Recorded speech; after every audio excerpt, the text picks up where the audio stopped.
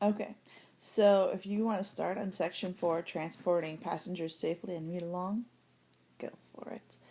So basically, this section is go away, Matt. Don't text me now.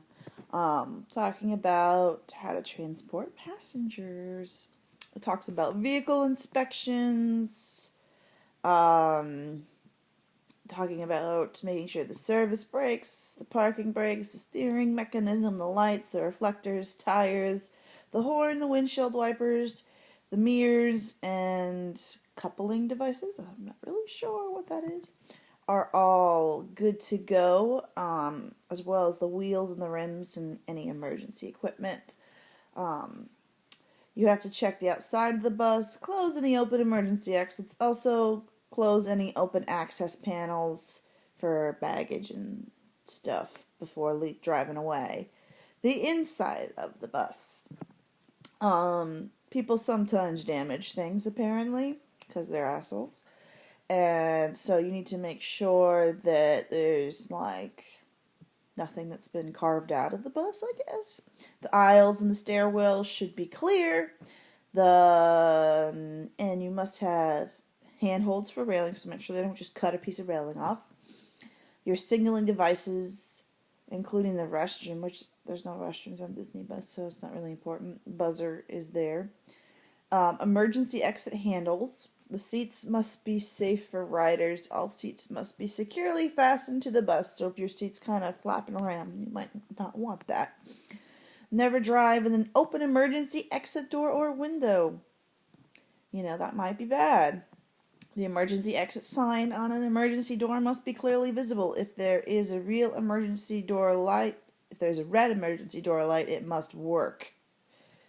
Turn it on at night or any other time. Use your outside lights. Roof hatches. You may lock some emergency roof hatches in a partially open position for fresh air. Although, since your buses have air conditioning, I thought you'd do that. Do not leave them open as a regular practice, however. Keep in mind that the bus is higher clearance while driving with them open. You don't want to just clip that off. Make sure your bus has a fire extinguisher and emergency reflectors required by law. The bus must also have spare electrical fuses unless equipped with circuit breakers. Don't try to eat my breakfast. The driver's seat should have a seat belt. Yeah, you have to wear a seat belt. Always use it for safety. Maggie, you have to try to sit on the laptop. Just chill. Don't. Maggie. Loading and trip start. Do not allow riders to leave carry-on baggage in the doorway or aisle. There should be nothing in the aisle that might trip other riders. Secure baggage and freight in ways that avoid damage and allow the driver to move freely and easily. Allow riders to exit by any window or door in emergency. Protect riders from injury if carry-ons fall or shift. Hazardous materials. So, people cannot bring explosives, gases, anything flammable, flammable solids, oxidizers, poisons, radioactive, no plutonium on the bus, Shannon. Uh, Corrosives like battery acid. Stop it, Maggie. Miscellaneous hazard materials like formaldehyde or asbestos. No asbestos allowed. Or other regulated material that is like hairspray or charcoal. No combustible liquids like lighter fluid or gasoline. Because I'm sure every tourist likes to bring those just casually around. I don't really think you need to know the specifics, and you can read that part yourself because it's boring, about how many pounds of hazardous material is allowed and other shit, because I don't think Disney wants any hazardous material.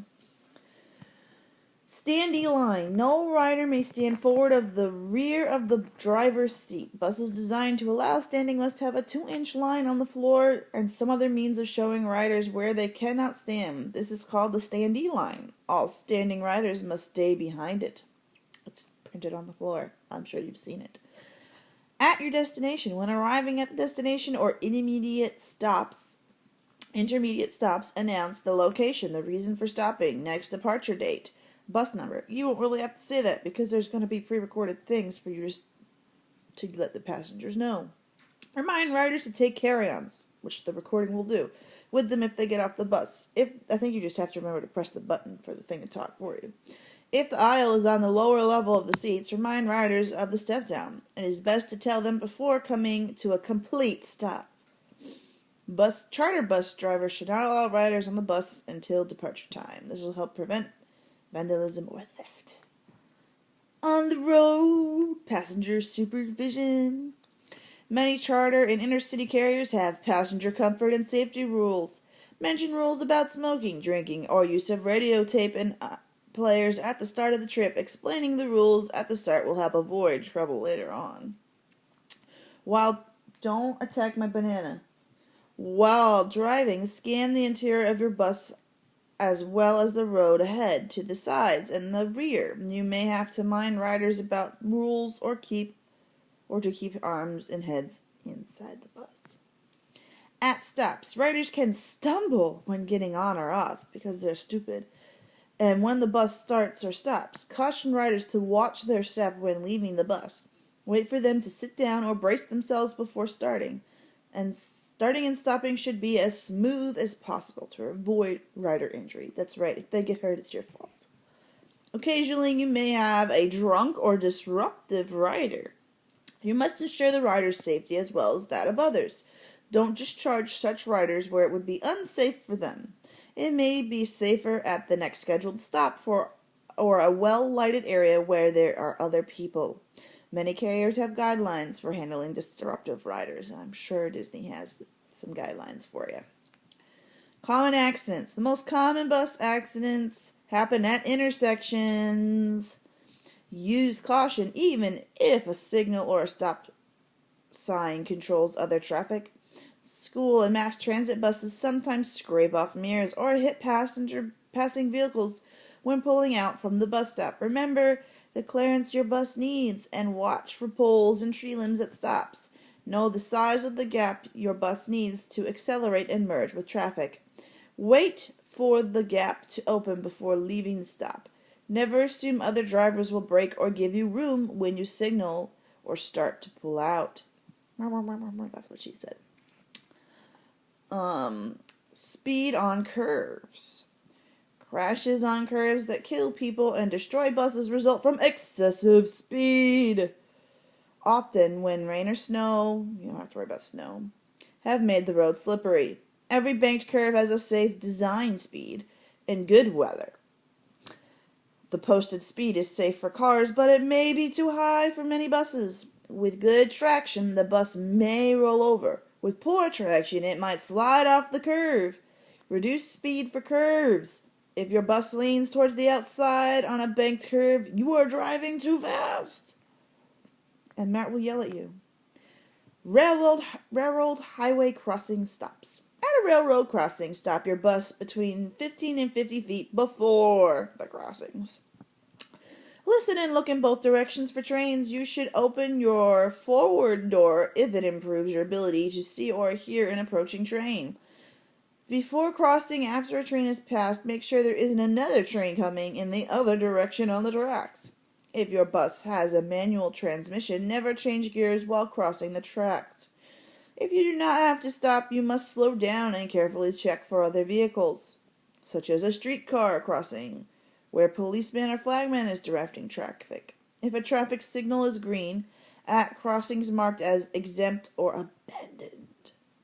Drawbridges. I don't think you're going to drive over any drawbridges. It might be on the test, but I don't think you'll have to actually worry about it. Stop at drawbridges. I can't say this. Stop at drawbridges that do not have a signal light or traffic control attendant. Stop at least 50 feet before the draw of the bridge. Do not bite my banana, Tough. Hey! No. It's not for you. Don't do it. Look to make sure the drop is completely closed before crossing. You do not need to stop, but must slow down and make sure it is safe when the traffic light is showing green. The bridge has an attendant Traffic officer who controls the traffic whenever the bridge opens. After trip vehicle inspection. Inspect your bus at the end of each shift. If you work for an interstate carrier, you must complete a written inspection report for each bus driven. The report must specify each bus and list any defect that would affect safety or result in breakdown. If there are no defects, the report should say so. Riders, those assholes, sometimes damage safety-related parts such as handles, handholds, seats, emergency exits, and windows. If you report this damage at the end of a shift, mechanics can make repairs before the bus goes out again. Mass transit drivers should also make sure passenger signaling devices and brake door interlocks work properly. Prohibited practices. Avoid fueling your bus with riders on board unless absolutely necessary. Never refill in a closed building with riders on board, unless you want to just be a mass murderer. Don't talk with riders or engage in any other distracting activity while driving. Do not tow, push a disabled bus with riders aboard the vehicle unless getting off would be unsafe. Only tow or push the bus to the nearest safe spot to discharge passengers. Follow your employer's guidelines on towing and pushing disabled buses. Use of brake door interlocks. Urban mass transit coaches may have a brake and accelerator interlock system. The interlock applies to the brakes and holds the throttle in idle position when the rear door is open. The interlock releases when you close the rear door. Do not use this safety feature in place of a parking brake. Bad choice. And then there's a little thing that says test your knowledge. There's 9 questions. I think you can read and answer them for yourself. I don't know if you really need to read that part. So that is the end of section 4. Section 5 is coming up. I'm going to stop and finish eating my banana before Toph just destroys it for no fucking reason. Yeah, I see you. There she is. Do you see her? She's causing problems. Yeah, you. Causing problems. There's your reward for listening to this over 10-minute section of me babbling about your test. You get to see Toffles. Yes, you. See? She's trying to eat my banana. Where's your problem? Yeah, you. Peace out.